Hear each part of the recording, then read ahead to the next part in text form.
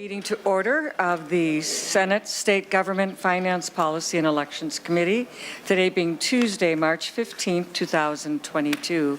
Welcome, everybody. Glad to have you here. And to mention that we have a very full agenda. Authors are presenting in other committees, and so the schedule may change later on to adjust for that. So anticipate that that may happen. With that, we're going to go ahead and get started, and I'll have Ms. Wilson take the roll. Senator Kiffmeyer. Present. Senator Howe. Present. Senator Carlson. Present. Senator Clausen. Present. Senator Fateh. Senator Curran. Present. Senator Pratt. Present. Senator Osmic. We have a quorum. Senator Osmic for the roll. Arrived. Yes. Senator Fateh, did you give him another call? Senator Fateh. Okay. All right, members, we have a quorum, and we're ready to do business. Thank you all very much for that. Appreciate it. And so, members, our very first item on the agenda today is confirmation of the campaign finance for us to consider a confirmation. And so with that, I'm going to go ahead and start with Mr. Jeff Sigurdson, the Executive Director of the Campaign Finance Board Office. Welcome, Mr. Sigurdson. Go ahead, your name and title for the audio record, and then proceed. Thank you, Madam Chair. My name is Jeff Sigurdson. I'm the Executive Director of the Campaign Finance and Public Disclosure Board. Good morning, committee members. Thank you for taking time to consider the confirmation of 4 appointments to the Campaign Finance and Public Disclosure Board. As both candidates and public officials, you are, of course, fairly familiar with the board's campaign finance and economic interest statement functions, so I won't take your time about reminding you about those functions. Other than to say that in 2022, of course, we are looking at an election where both the House, Senate, and constitutional officers will be on the ballot, as well as the impact of redistricting. So the board has a very full agenda as it faces 2022. I will also mention very briefly that the Campaign Finance Board is, I believe, one of only 2 boards confirmed by both bodies of the legislature. The House did finish the confirmation process and voted to confirm all of the 4 members that will be before you today on March 3rd. 3 of the appointments were before you were reappointed by the board to the board by the governor in July of 2021. Judge Swanson for a term ending in January 2024, former Representative Margaret Leppik for a term ending in January of 2024, and Faris Rashid, who is the current chair of the board, for a term ending in January of 2023. The 4th member, David Asp, is new to the board, and he was appointed in February of this year for a term ending in January of 2026. I believe you have a packet of information on all 4 members up before you for confirmation hearing. And so at that point, unless there are any questions, I will simply get out of the way and let those board members address the committee. Thank you very much, Mr. Sigurdson. Not seeing any questions at this time. So that with members, we'll go ahead, and our first appointee would be Mr. Swanson. And all 4 of you can come on up and join at the table. Members, just for your information while they're getting settled, we will be doing one motion in regards to all 4 of the members before us of the board for confirmation. So, just a reminder again, if it feels like you're speaking too loud in the microphone, it's just right for the rest of us. So with these microphones, please lean in. We do want to hear you and hear you speak. With that, I'll go ahead and follow the agenda, and Mr. Swanson. Thank you, Madam Chair, members of the committee. My name is Stephen Swanson. I've been on the Campaign Finance Board since 2017, and the chair rotates every year, and I was the chair last calendar year. My background is as a Hennepin County District Court judge and an administrative law judge with the Office of Administrative Hearings. I've also spent several years working internationally through USAID and Department of Justice rule of law projects. So I've had the experience of working in Afghanistan, Bosnia, Kosovo, and Lebanon. So that experience gave me a very good understanding of the difficulties that judicial systems in other countries face, and made me proud of our separation of powers and judicial system, executive and legislative branches in this country. So the work in foreign countries gave me a better understanding of the benefits that we have here in Minnesota and across the United States. I volunteer with the International Institute, being an assistant teacher of advanced citizenship classes. I'm a volunteer attorney with the Advocates for Human Rights with one asylum case. I'm a volunteer attorney with the Conflict Resolution Center, acting as a hearing officer in Minneapolis Public Housing Authority Section 8 voucher termination cases. I have been employed up until 2 years ago when COVID struck with the Volunteer Lawyers Network as a part-time housing attorney. I'm not employed at this moment. I am also one of the 6 peace officer grievance arbitrators on the Bureau of Mediation Services Peace Officer Grievance Arbitration Panel. So I do peace officer grievance arbitrations if they go to hearing around the state. So with that, I'll stop, and thank you, Madam Chairman, and answer any questions you or members may have. Thank you very much, Mr. Swanson. I appreciate that. With that, we'll go next to Ms. Leppik. And I'm going to have the page come and adjust the computer monitor to be sure. I want to do this in between so that all 4 of you are visible for the benefit of those who are watching on Zoom, where we live stream.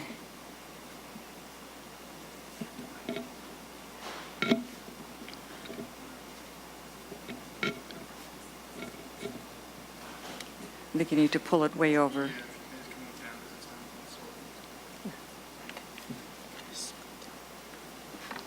That way or this way? Oh, there you go.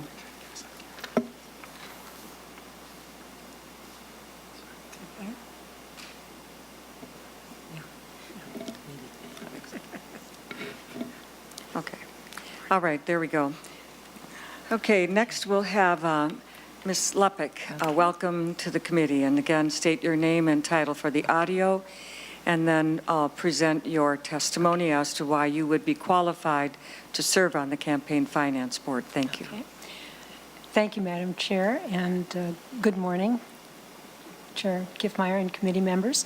My name is Margaret Leppik, otherwise known as Peggy Leppik, and I am requesting your support for confirmation of my reappointment by Governor Walz to the Campaign Finance and Public Disclosure Board, where I have served since 2015.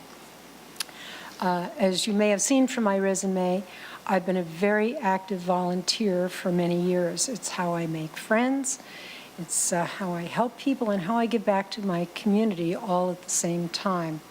It's also what eventually led me to run for the House in 1990. Shortly after I retired from the House in January of 2003, Governor Pawlenty appointed me to the Metropolitan Council, where I served for 8 years, the last 3 as vice chair. Since leaving the Met Council, I've remained interested in public affairs, although I haven't been particularly active in the political arena.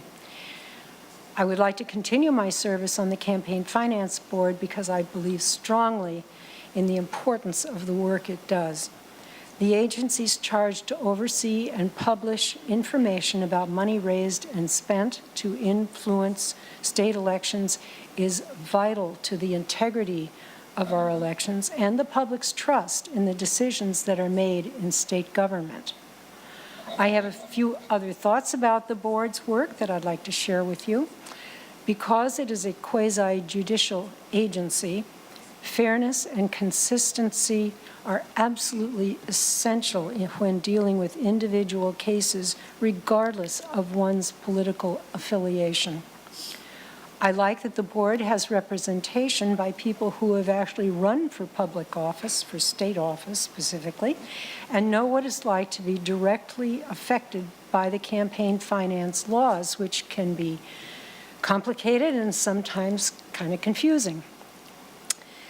Because the board expects a lot from both candidates and their treasurers, it has a responsibility to provide them with good training and readily accessible help. Much of this work is done by an excellent staff, and people tell us all the time that overall they do a very good job. It's been a great privilege to serve on the board. I hope that I have made a positive contribution and have lived up to my own expectations of bringing an unbiased, open-minded approach to each case that comes before the board. I would be honored to continue my service there. Thank you.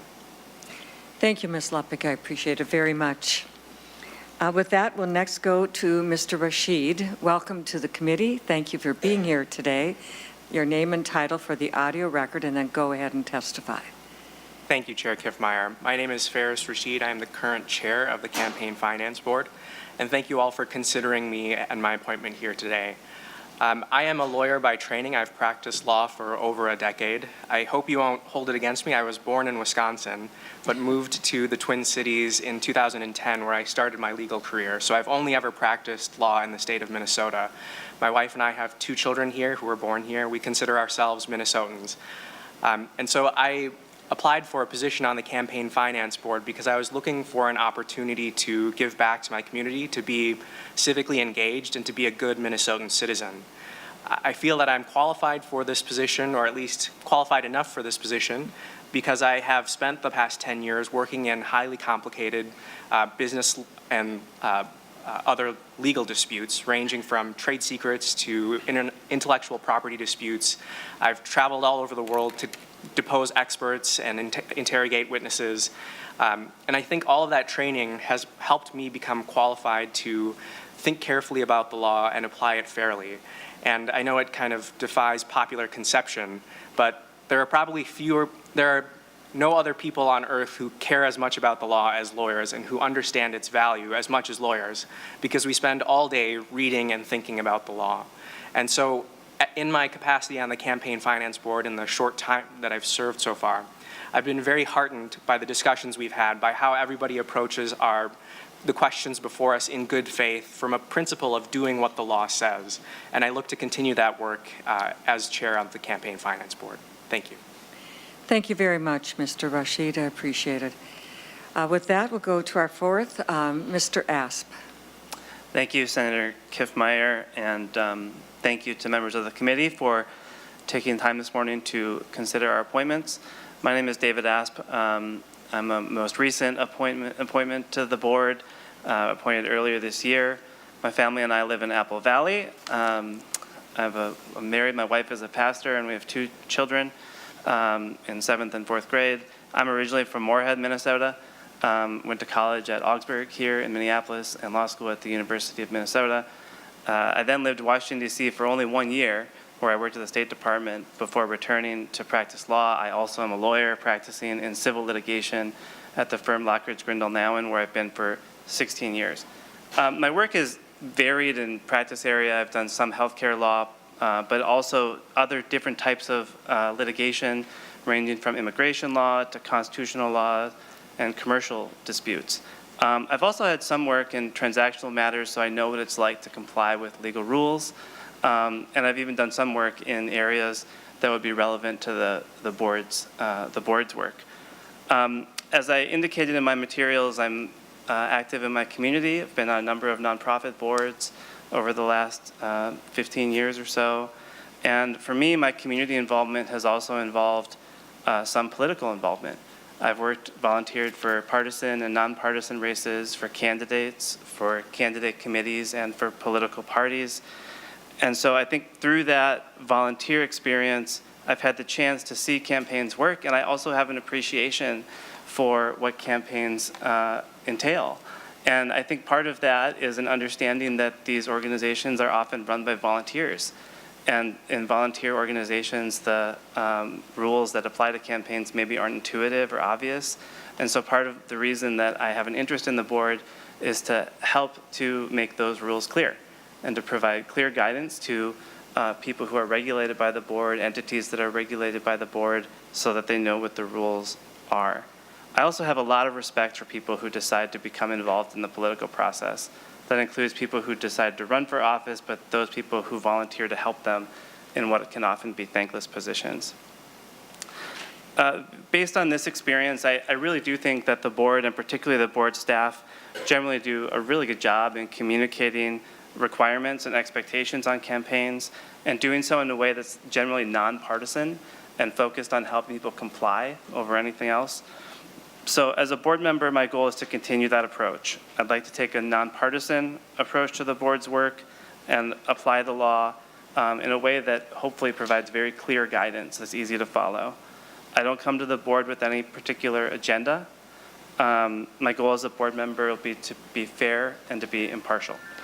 So thank you. That's a little bit about my background and approach, and I'm happy to answer any questions you may have for me.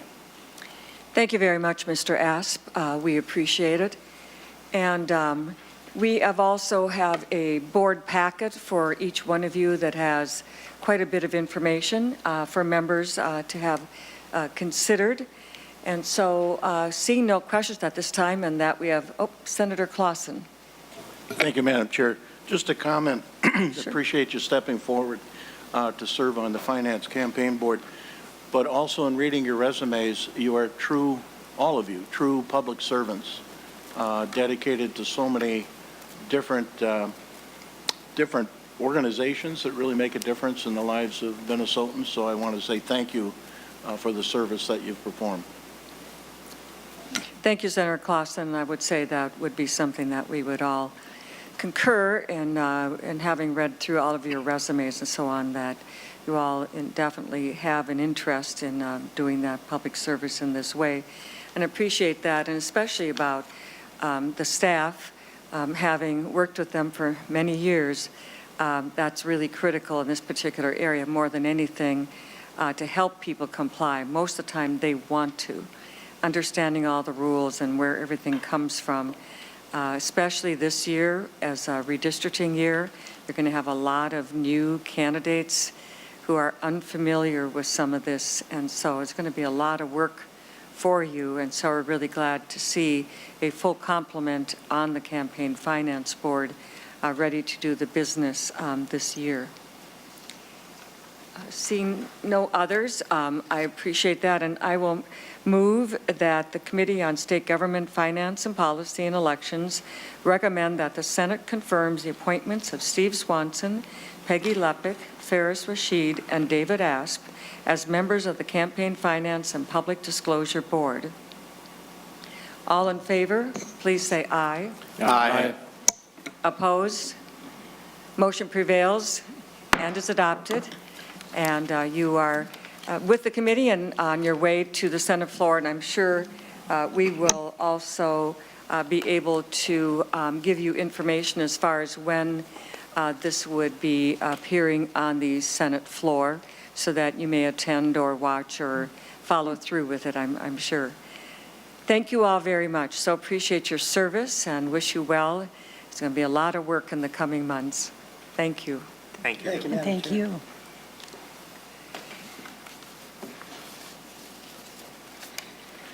Okay, members, as we mentioned, some order of the bills are going to be changed, and Senator Rest, we're going to take your bill next.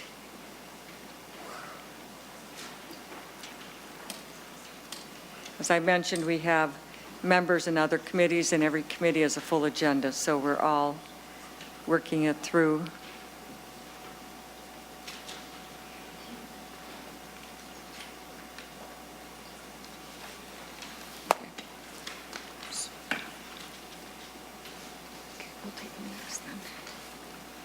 Okay, Senator Rest, We have members, this is at the end of your agenda, might be on the second page, Senate File 2959, which I will move to bring it before the committee.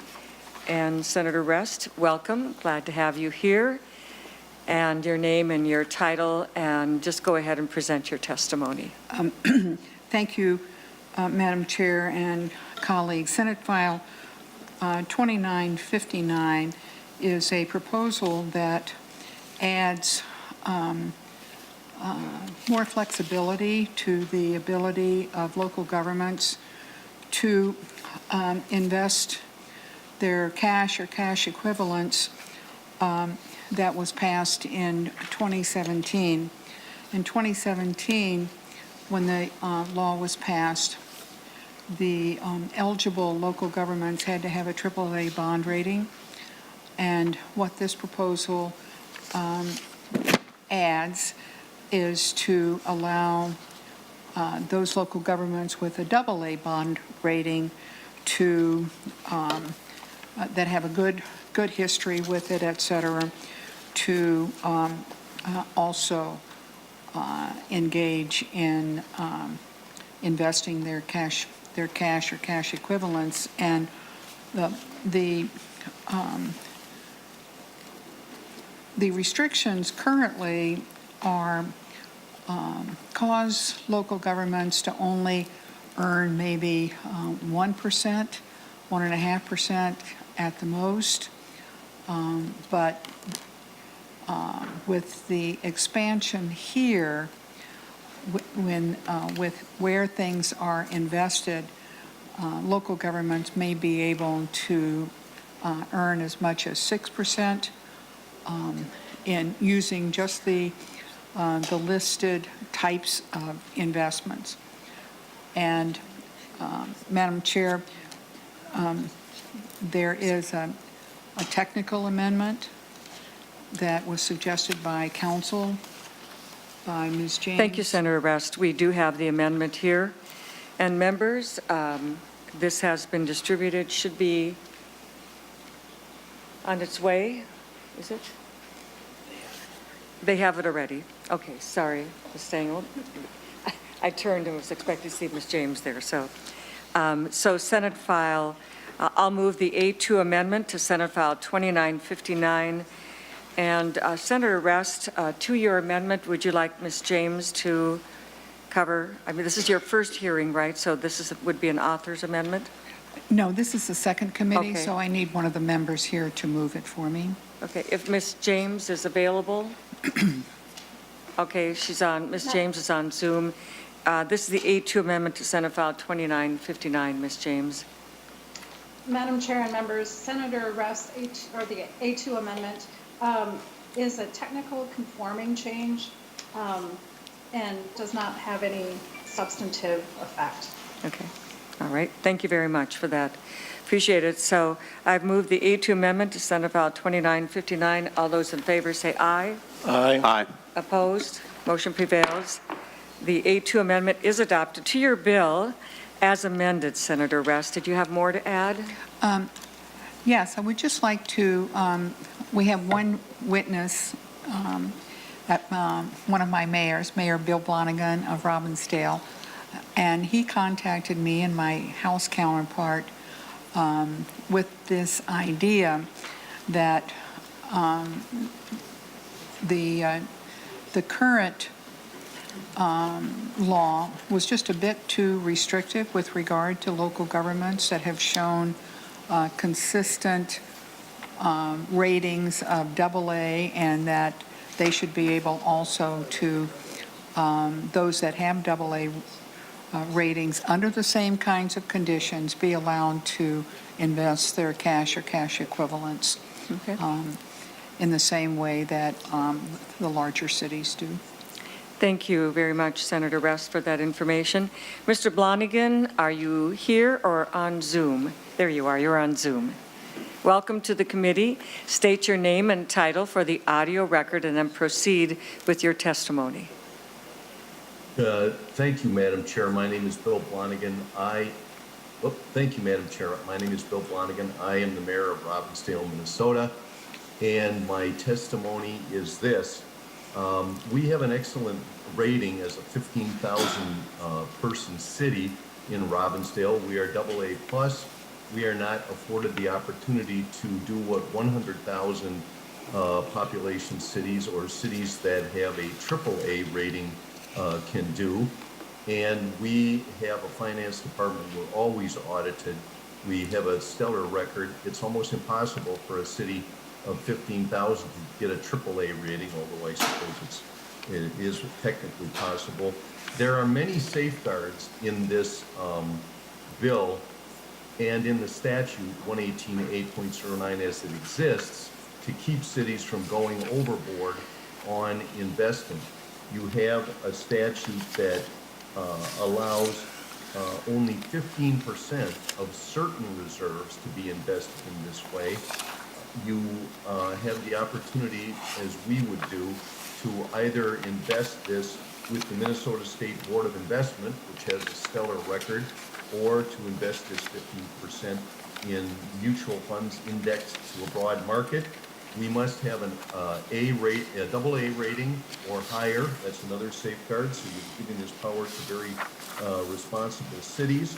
And all of this investment is subject to 118A.09, subdivision 4, which requires the city council or body, government body, to have knowledge of the fact that there is a risk of loss, albeit smaller because you're only using 15% of certain reserves. And it requires us to have audited financial statements compliant with government auditing and accounting standards. Finally, I would, in this busy day of your testimony, point you to an article that you don't have, January 25th, 2022, in the Minneapolis Star-Tribune, talking about the retirement of Mansfield Perry, who leads the State Board of Investment, and the fact that he points out that these large pension funds, which the State Board of Investment manages, $130 billion worth of assets, not including your $9.3 billion surplus that you have. He points out that 72 cents or more of every pension dollar is generated by earnings on their investments. The State Board of Investment has a staff of 25 to 30 people. Mansfield Perry, an expert investor, points out that the State Board of Investment gets a better return than he does in his personal portfolio and investments. So the collaboration of the state that we would intend to use would allow us, had we been able to invest 15% last year, to not get 1.1% on our bonds and things that we're allowed to use. It would have allowed us to get 7%, thus generating $300,000 to $330,000 extra dollars for our taxpayers, all at no cost to the state legislature or our taxpayers, and all to the benefit of the citizens. So I would think this should be like a bipartisan bill, and it's a benefit to all citizens in various government areas, all at no cost to them. And I understand there is a risk, but over a 5-year period, there is no time when the market didn't do better than bonds of government nature, and we would like this opportunity to do this. So thank you very much for allowing me to testify here today. Thank you, Mayor Blonigan. I appreciate your comments. Members, any questions? Seeing none here, Senator Rest, closing comments. Madam Chair and colleagues, I'm just really grateful that our local governments are so keen on finding ways in which to invest the taxpayers' money in a responsible way. Even smaller cities, some of you might think 15,000 is big, but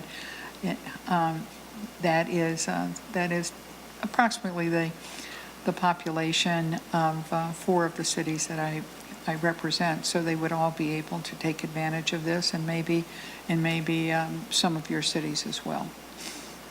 Thank you, Senator Rest. With that, Senator Rest, there being no further questions or discussions, we will lay this bill over. It is laid over for possible inclusion. Okay, thank you very much. Thank you very much.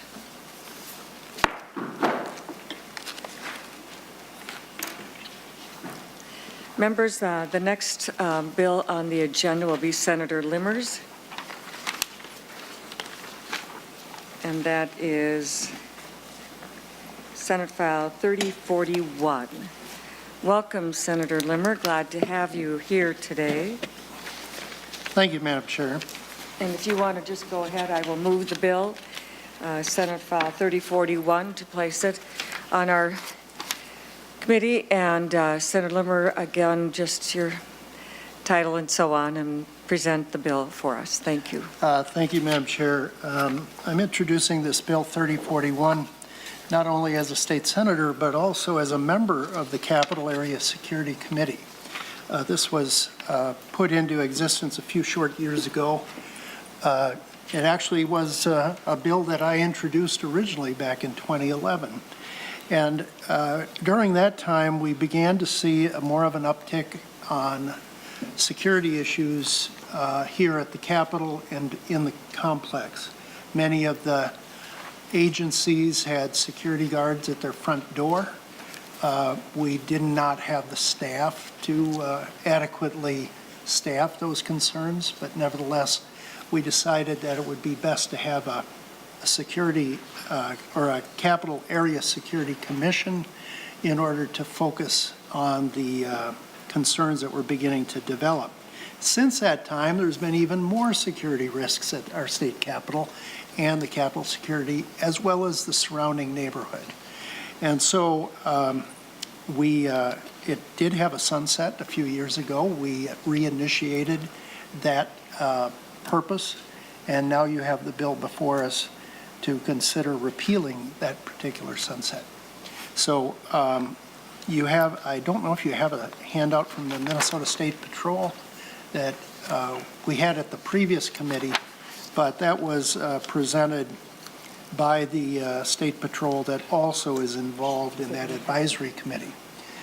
The representatives of this are 2 members from the Senate, 2 members from the House, representing 2 separate caucuses. We have the Lieutenant Governor would act as the chair of that committee. And then you also have commissioners from DPS, Supreme Court Chief Justice is a member, as well as a number of Capitol Security and State Patrol that are on that committee. We discuss items for whether it's down to simple things like fire alarm drills in the Capitol complex, and also more serious things. We often have St. Paul Police Department come through and do their drills on high-risk possibilities at the Capitol. They do that usually in off hours, so they get familiar with the floor plans of all of our buildings. And we find that this is a committee that just must always be in existence because of the growing threat that we now find ourselves becoming a part of everyday life in America. Thank you very much, Senator Miller. I appreciate that. Senator Miller, when you have a repeal of a sunset, it basically means that it goes on in perpetuity, which is a very long time. As a committee, we in general have preferred to whatever length of time it may be, and this has been true in a number of areas, such as money that is available to be expended and has no time limit in Finance Committee. There's no ending time for it. And so in Finance Committee as well, putting a time on that and also doing a sunset. And so we have generally preferred that it can be an extended kind of a sunset, very generously an amount of time for this kind of thing, but not a in perpetuity kind of going on. And so I was wondering if you would consider a period of time to sunset for this particular area of the Capital Area Security Advisory Committee. Madam Chair, I'm ambivalent. toward that amendment. I'll let the committee make its own judgment on that. But having said that, you did bring up a fiscal issue of being a reason why one would consider a sunset. If you look at the fiscal note, there is no cost on this particular function of this committee. Just keeping that in mind, but I'll accept the wisdom of the committee on that. Thank you, Senator Limmer. Do the members of the committee want to comment on adding a sunset?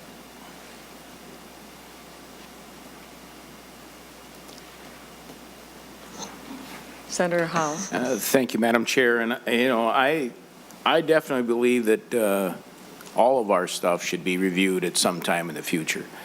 So I don't think there should be anything that goes on and forever.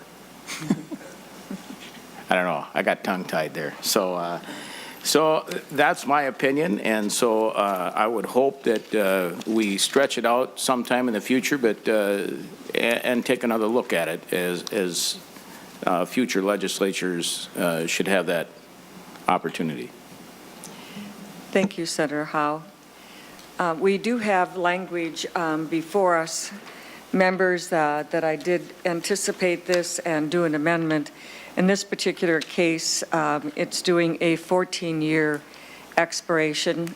Senator Limmer, if it would help to make it a 20-year expiration, but at some point in the future to be able to have this come before a committee and be reviewed, if you would be amenable to that. Madam Chair, I'm fine with the year that is represented on the amendment of 2036. Okay. I will then move the amendment. The A1 amendment was just emailed to members. I will move the A1 amendment to Senate File 3041. And as it is received to you, members, I will mention that this is the Advisory Committee on Capital Area Security, expires June 30th, 2036. And it's the date is, effective date is the day following final enactment. And so that is the amendment, members. Anybody wish to comment further on the amendment?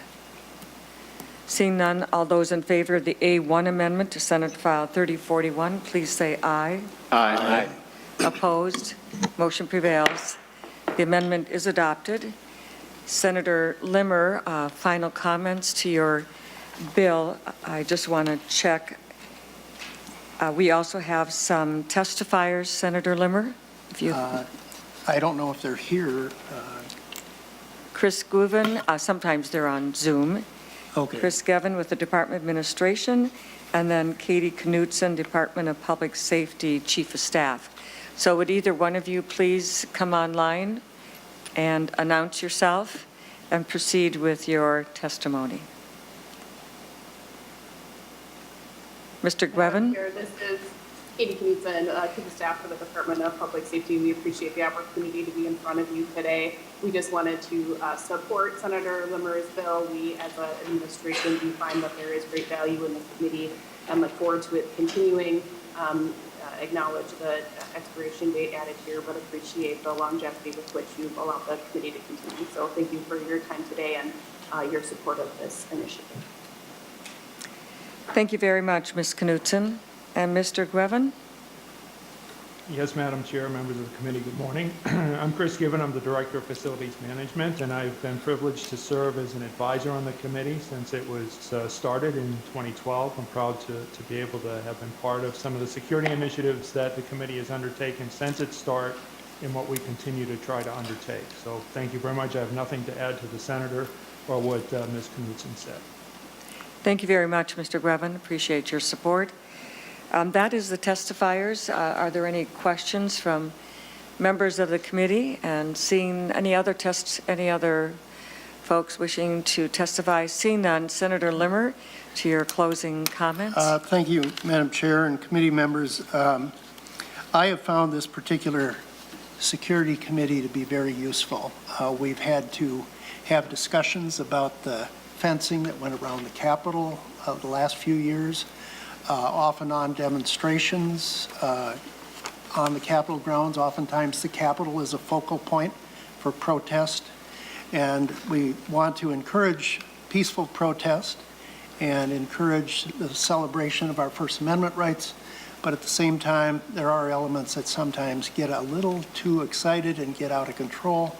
And it's vitally important for the investment we've made in the Capitol building itself, this building as well, that these buildings should be protected. And most certainly the people involved in these buildings, both employees and our visitors, our taxpayers and citizens, need to have that assurance that this is a safe place to come to.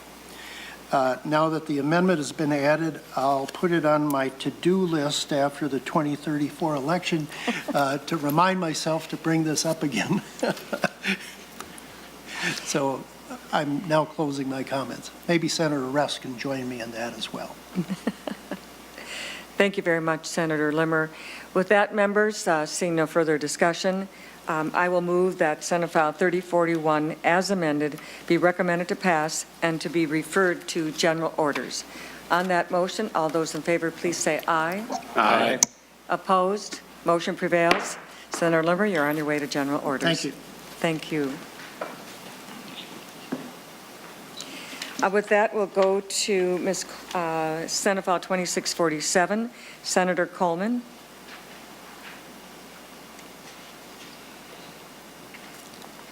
Welcome to the committee, Senator Coleman. Glad to have you here.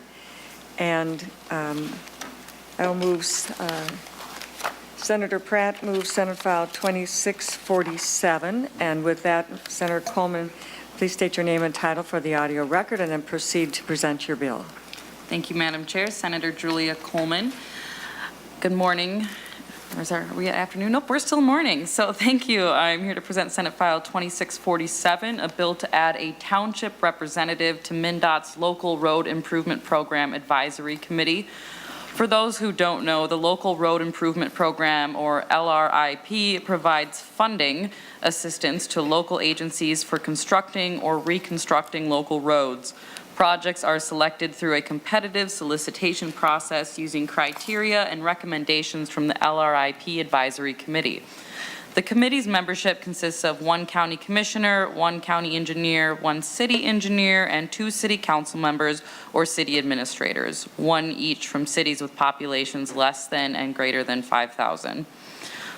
So it's a pretty straightforward bill. The various city and county organizations are neutral on the bill, and no one else has expressed concerns.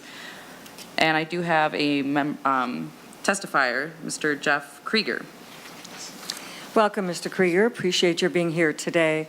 Again, for the audio record, please lean into your microphone so we can hear your testimony and then proceed. Thank you, Madam Chair. My name is Jeff Krieger. I am the Executive Director of the Minnesota Association of Townships. I'm here to speak on behalf of, in favor of Senate File 2647. Senator Coleman did a very nice job of laying out what the bill is, and we want to thank her also for offering this bill forward. Last year in 2021, there were 425 applications for the LRIP program. 184 of those actually came from townships. 15 of those applications were actually fulfilled. The need is great out there for townships, and so it does make sense for townships to have representation on that advisory panel. Thank you very much. Thank you, Mr. Krieger. It's kind of amazing in a way that we have a local road improvement program and that it was missed that the township, which has a huge number of roads, matter of fact, I think townships have more roads under their responsibility than any other entity. So it's a very welcome addition, needed, and definitely the townships should be having their voice. Matter of fact, Mr. Krieger, how many townships are there in the state of Minnesota? 1,780. And generally, they have 5 members, 5 supervisors? Typically 3, but some have 5, yes. Okay, so we're looking at 5,000 to 6,000 township supervisors in the state of Minnesota, thereabouts. Correct.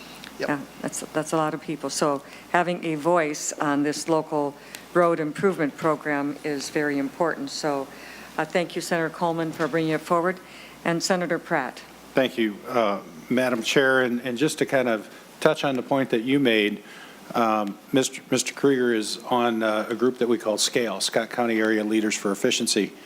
And we had a presentation that town roads make up over 40% of the total miles of roads that we have in the state.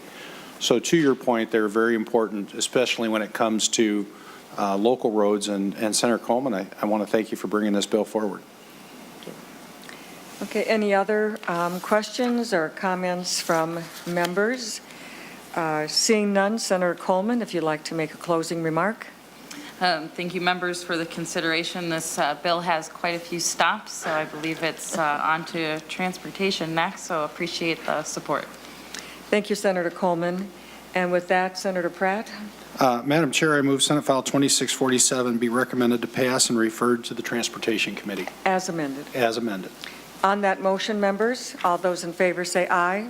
Aye. Opposed? Motion prevails. Senator Coleman, you're on your way. I will see you in transportation. Yes, I will. Thank you.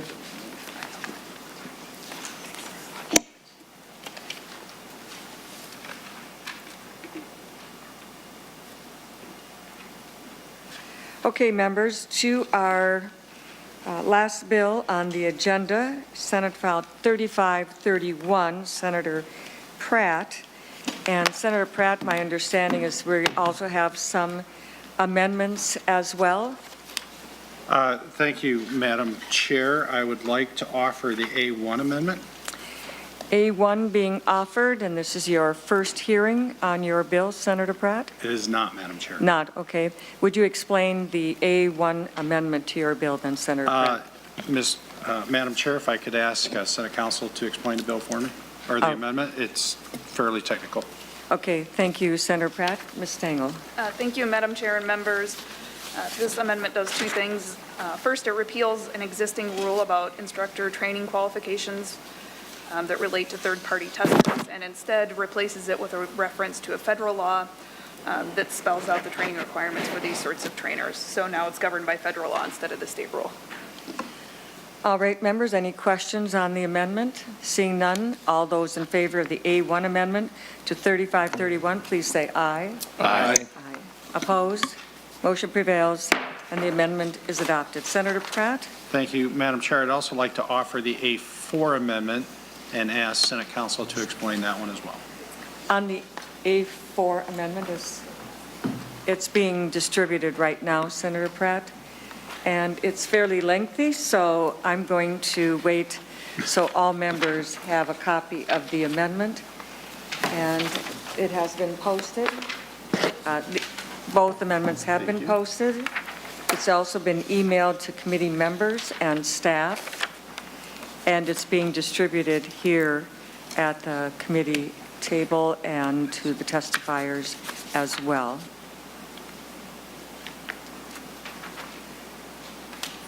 All right, I think we're close. Ms. Stengel, would you go ahead and explain the A4 amendment? Thank you, Madam Chair and members. I won't go line by line, but I'll sort of talk about it thematically, and I'm happy to answer any questions. Many of the changes here are grammatical changes, deleting redundancies and making clarifications. A little bit more substantive, starting on line 1.17, there are some changes about the timing for the appeals process. The underlying bill uses the date of receipt as a trigger point, and that can be sort of tricky to prove at some point. So this shifts it instead to using the date that something is mailed, so you can look at the postmark to know when that timing starts. On line 1.27, there are a list of specific rules that specifically do not apply to the third-party CDL.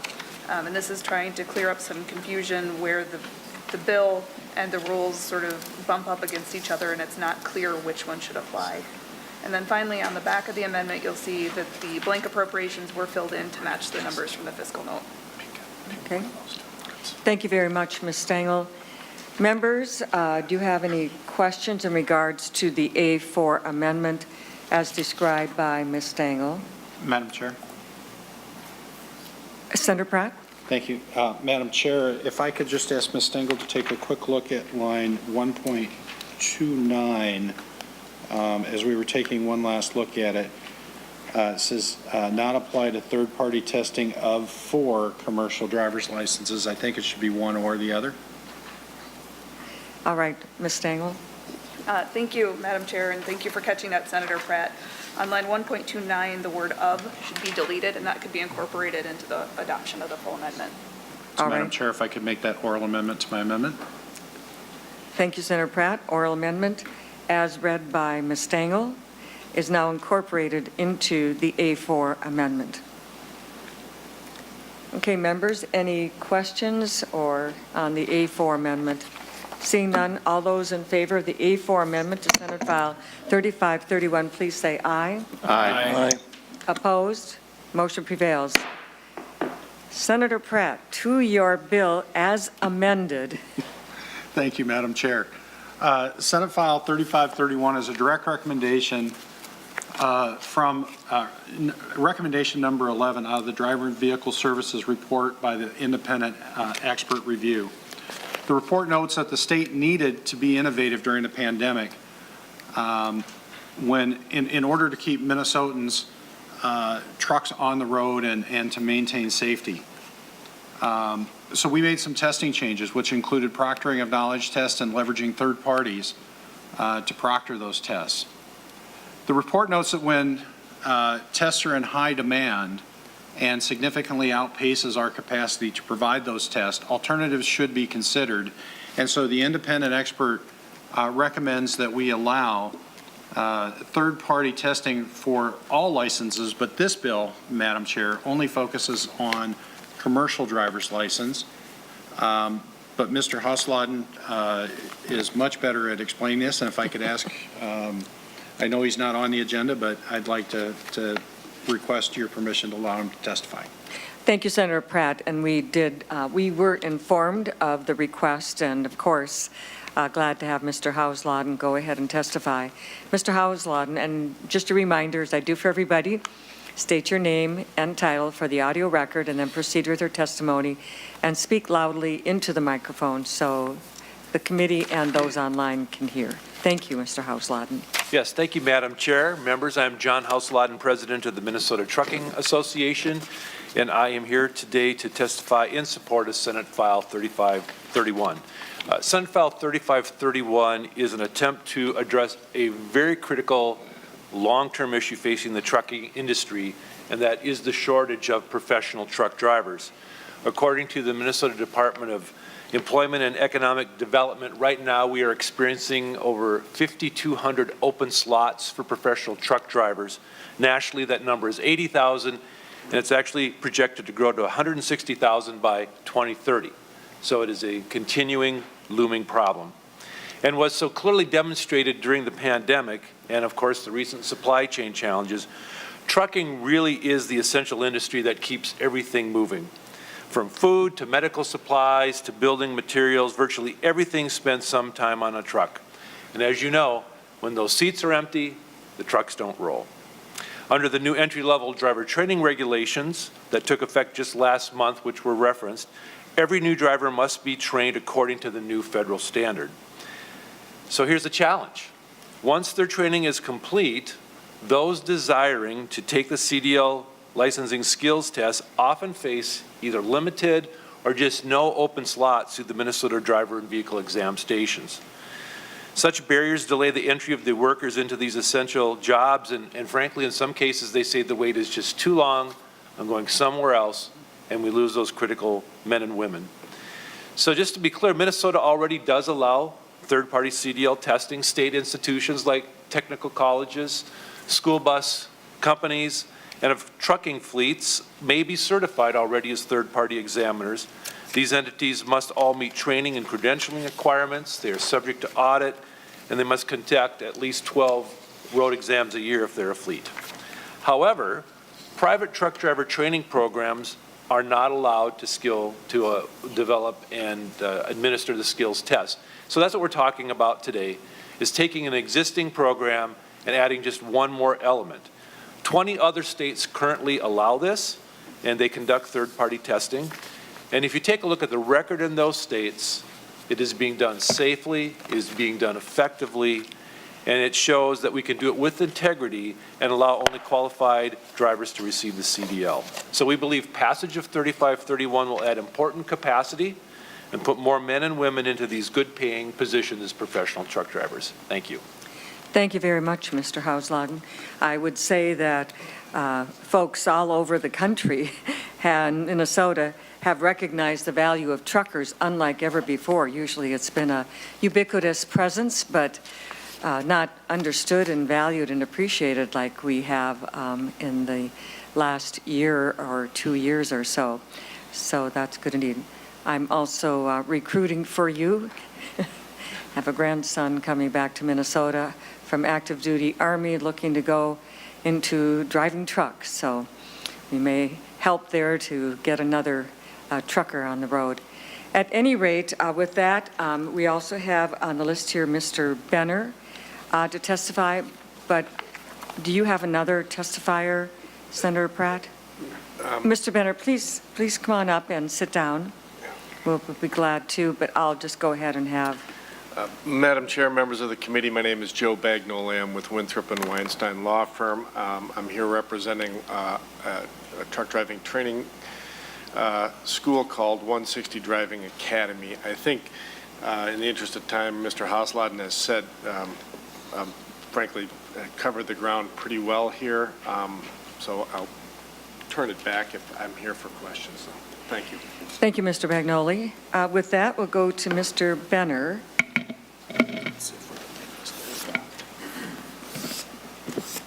Senator Carlson, did you want to say something now, or are you just getting on the list for later? I was going to get on the list. On the list, okay. All right. Glad. Mr. Benner.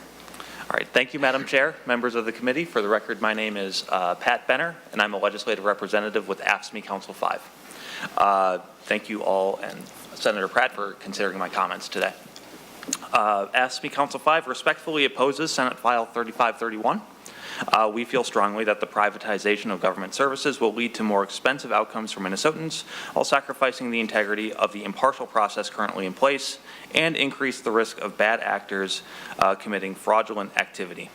We are deeply concerned that implementing a third-party testing program for CDLs will just be another avenue for profit within trucking companies while the larger sins of the industry go unchecked.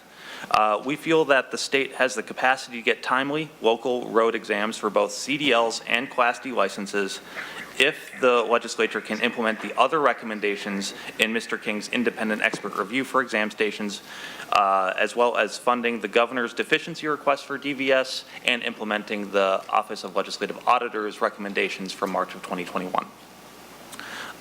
So I just want to speak a little bit to losing the integrity of the impartial process.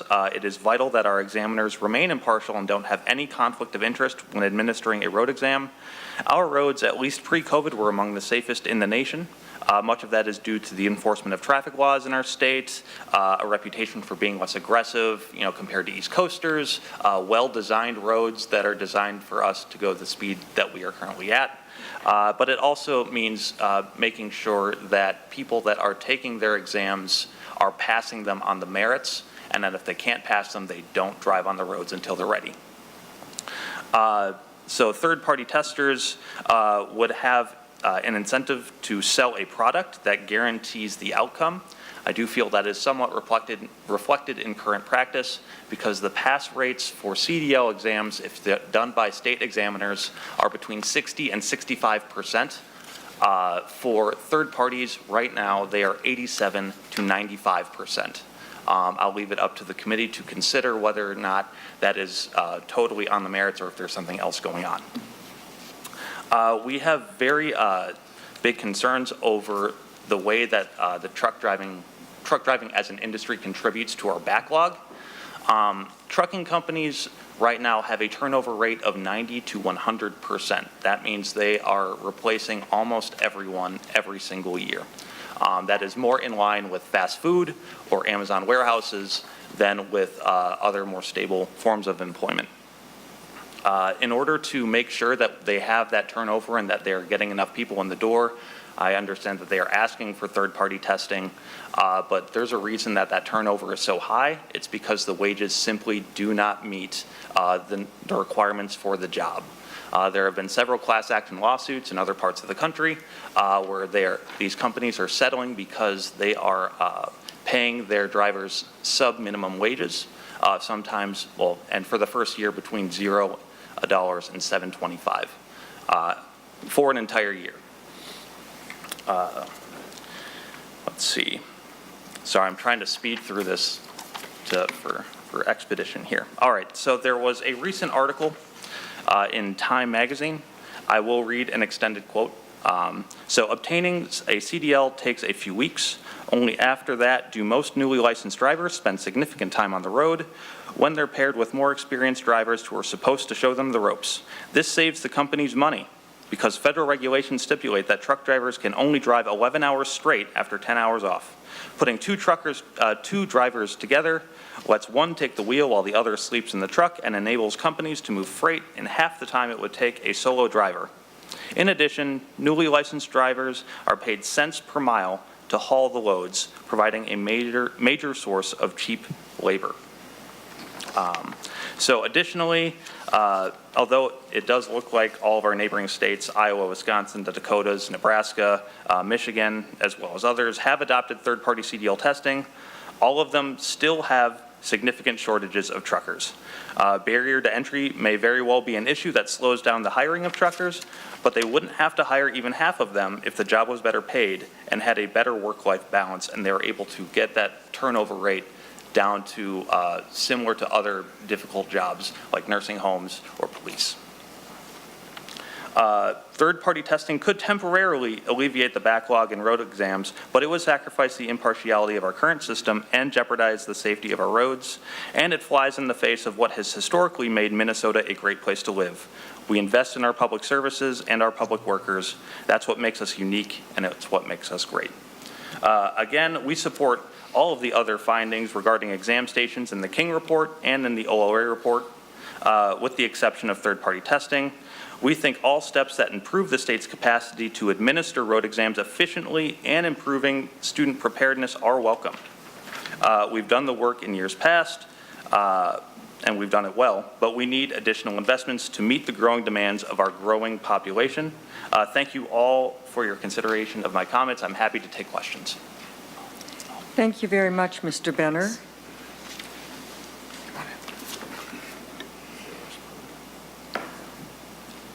Thank you very much, Mr. Benner. Senator Pratt, did you want to respond or? Thank you, Madam Chair. I would just say that the proposal before us does not replace any state workers. It just simply supplements. We have greater demand for testing, and we don't have the capacity within the state to be able to do it. Madam Chair, as part of the Jobs Committee, we funded several programs that provide commercial driver's license training, and yet are providing hope for family-sustaining jobs, good-paying jobs, and they can't get their driver's license. DVS has contacted me and Transportation Committee staff to say they're neutral on this. While they oppose the third-party testing on standard driver's licenses, they are not in opposition of third-party testing for commercial driver's license. And there's no evidence from the states that have implemented this that there's any increase in accidents or fatalities. Thank you, Senator Pratt. With that, we'll go to Mr. Bagnoli. Madam Chair, just one thing. Joe Bagnoli, again, on behalf of 160 Driving Academy. I would just suggest that at least the experience of 160 Driving Academy right now is that the vast majority of the people that are going through the training school are recent immigrants or first-generation folks that view this as a path towards a job that is, frankly, Mr. Benner described these as terrible jobs as a path towards terrific jobs. Frankly, from what Mr. Hasladen, and I think we're trying to cut it short, has suggested that as with many industries with the worker shortages, it's caused pay to go up. So I would just suggest that for us, for the students that are graduating from our schools right now, if you graduate today, you will not get a test at the state until July.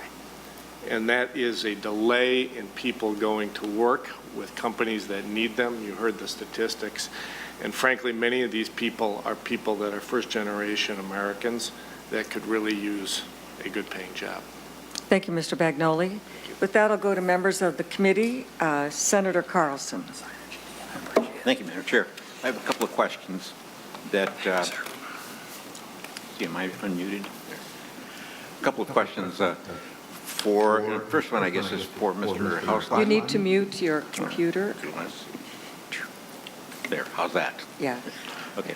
For Mr. Hauslein, one of the things that I'm wondering about, and I'm sorry for not knowing this already, but what is the threshold of persons driving commercial vehicles that are under the CDL requirement?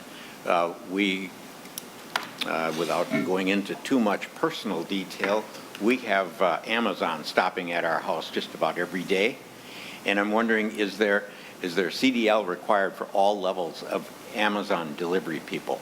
Some use their personal cars, some use the Amazon vehicles, some use the larger vehicles. So I'm sure there's some place where the threshold crosses where a person has to have a CDL.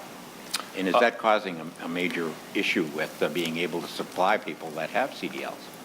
Mr. Carlson. Madam Chair, Senator, yes, the state statute defines, size of vehicle. There are certain breakdowns at 10,000 pounds, at 26,000 pounds. Federal law says that you cannot complete an interstate move in a commercial big truck until you're 21 years of age. So yes, there are a number of factors that apply for that. So there's a Class A CDL, and there's also a Class B CDL as well. Okay. Thank you, Madam Chair. Senator Carlson. And another question is, in the bill, there have been some discussion about who can actually do the testing and whether there's a conflict of interest between the person that does the testing and the person that does the instruction. And I think we talked about it privately, where there was going to be a prohibition for the person who does the instruction not being the same person who does the test and passes the driver. And I've been searching for it here in the bill. Is that in the bill? Senator Pratt. I'm sorry. Could you repeat the question again, Senator Carlson? Senator Carlson. Yeah.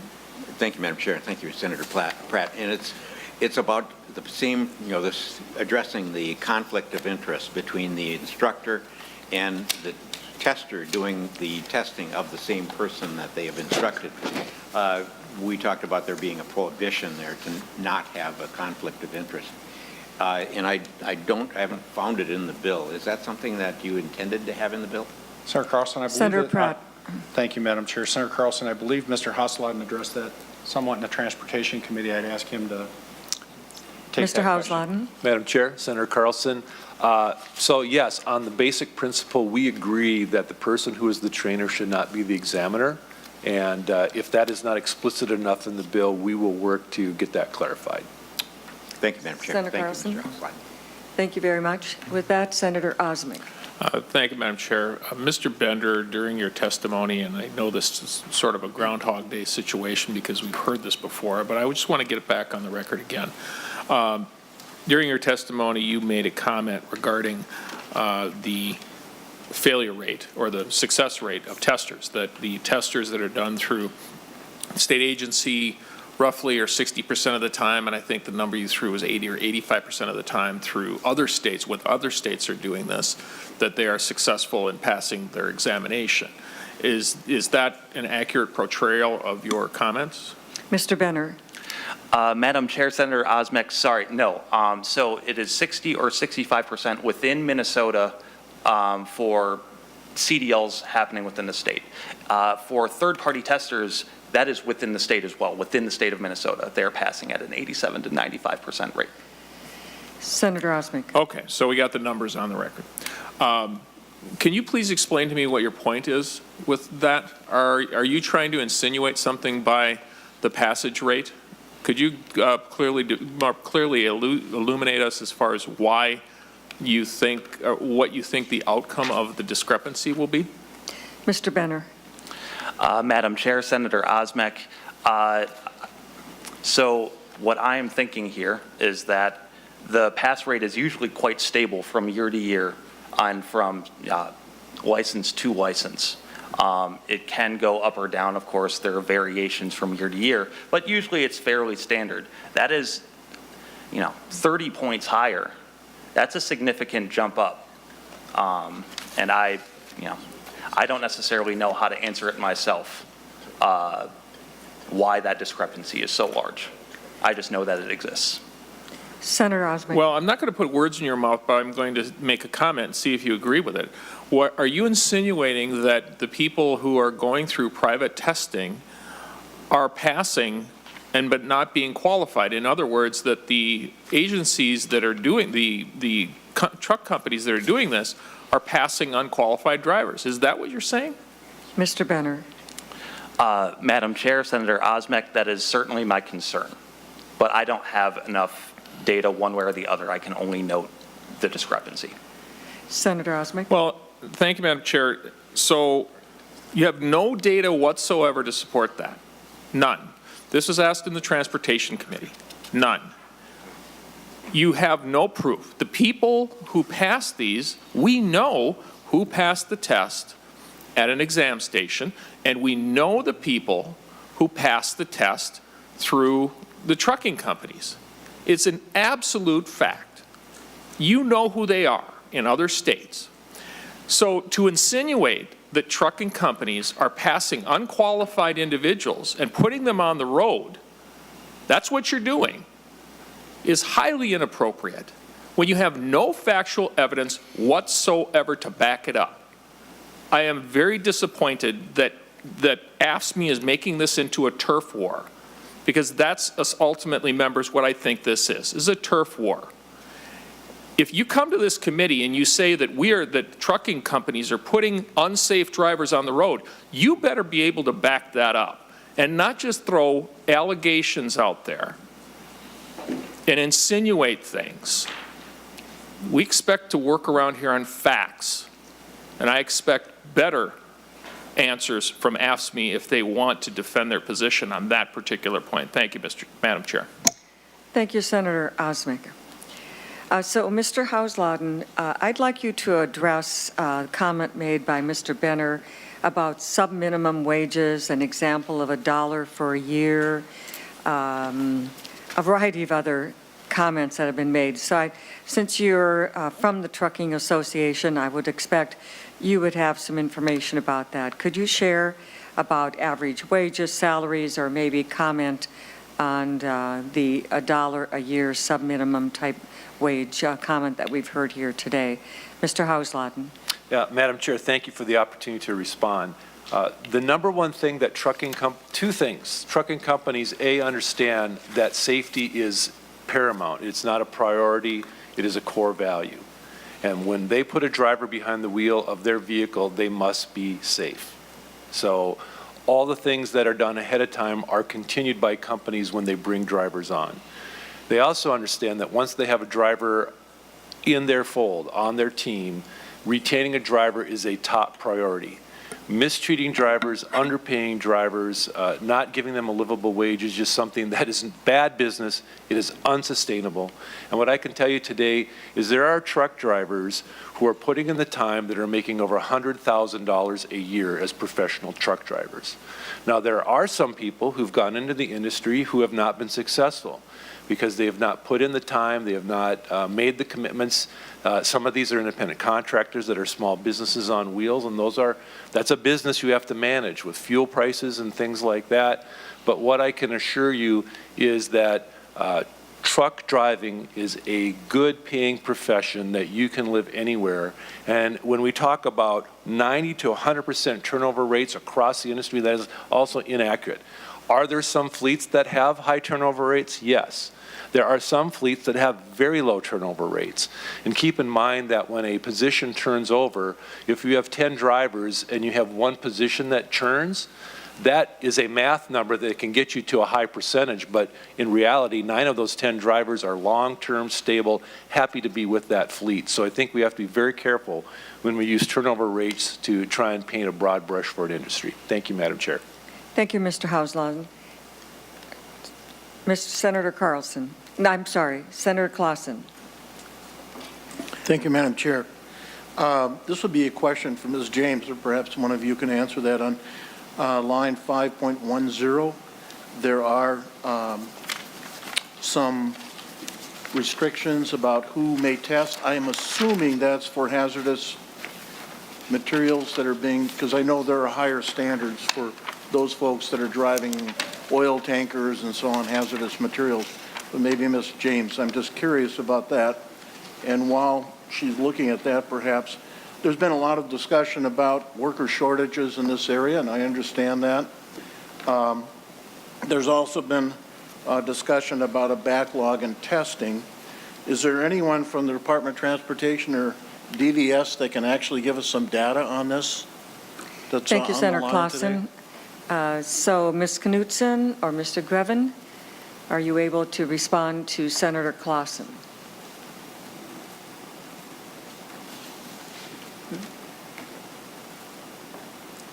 I've been informed that they did not stay online for the for this bill, so they're not available at this time. Senator Clausen. Thank you, Madam Chair. Another. Senator Clausen, General Counsel Ms. Stengel can help with some information. Thank you. Ms. Stengel.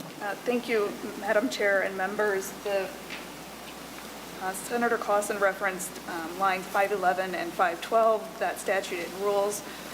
There are some specific requirements related to medical waivers, or if a person has some sort of physical disability, then the department has to test those people because there are different requirements under federal law, as I understand it. So it's sort of a small subset of people that they're pulling in there. Senator Clausen. Thank you, Madam Chair. Going on. Senator Clausen, I think you accidentally might have. I am muted. On your computer? Yeah. We'll get you. Members, to let you know, we are going to lay this bill over. It is going to take a little more work, and we're not ready to pass it out today. So just to let you know, we will do that. Okay, Senator Clausen? I apologize for that. We got it fixed here. It's a double mute you have to do, yeah. Thank you, Madam Chair.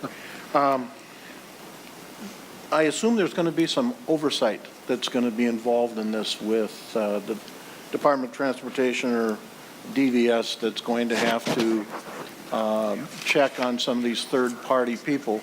Do we have the costs involved in that? Do we have any kind of recommendation in that area? Senator Pratt? Thank you, Madam Chair. There was a fiscal note that was reviewed in transportation that I thought I had in my book here, but I must have left it at my desk.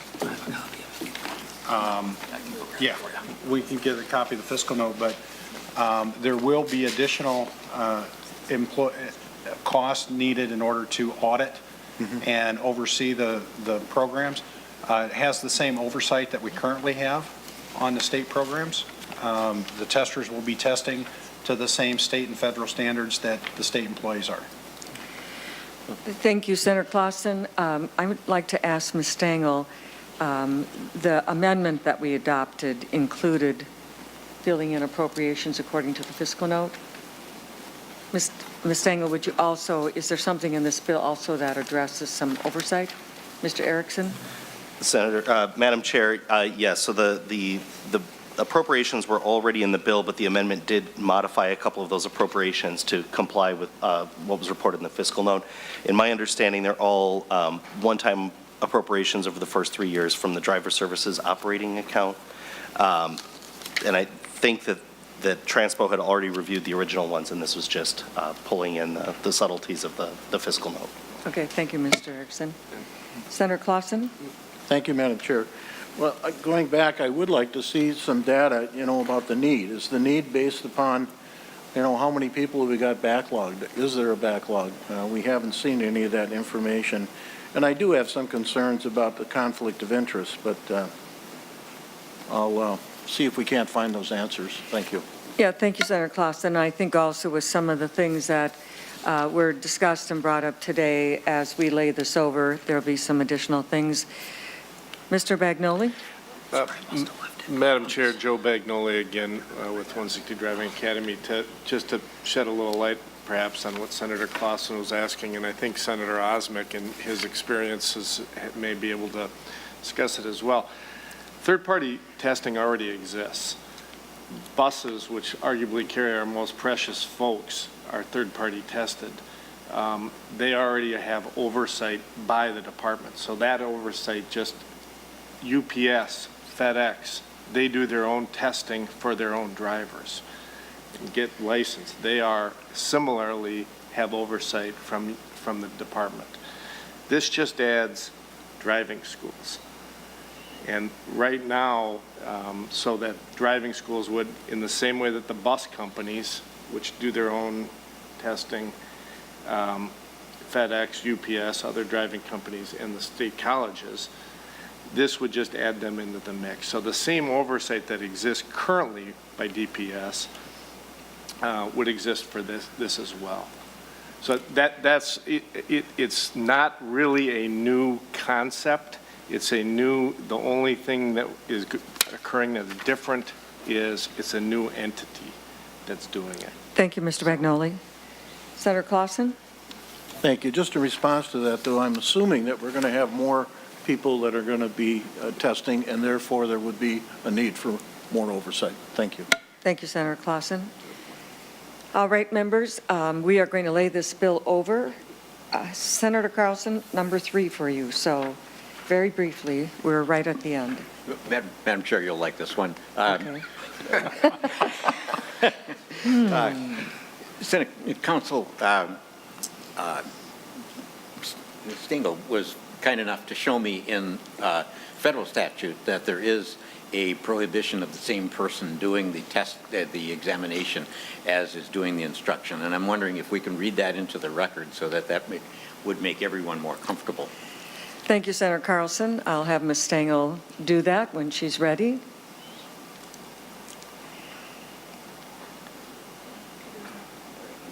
Okay. Here we go. Thank you, Madam Chair.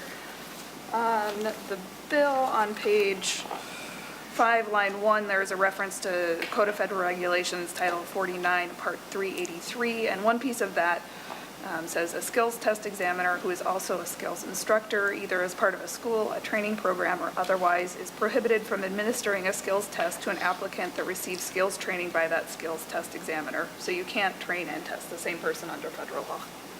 And Ms. Stengel, that is already currently in the bill, the reference to that. Madam Chair, that is correct. The reference to the law, federal law is on 5.1. It doesn't repeat any of the federal law text. It's just a cross-reference. All right.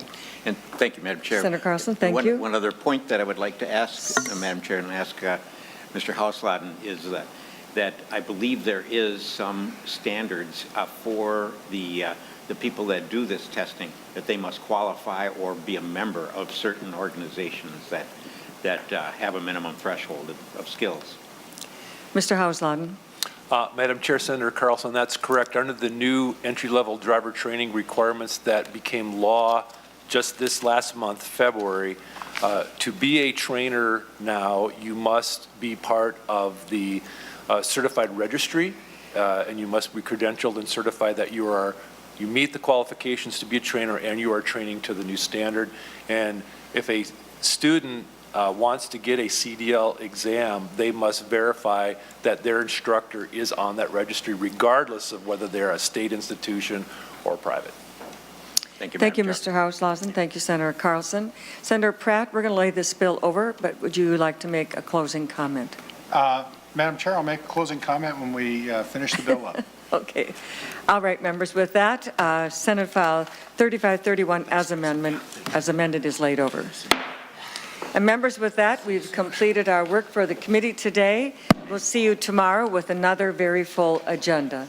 And with that, we are adjourned.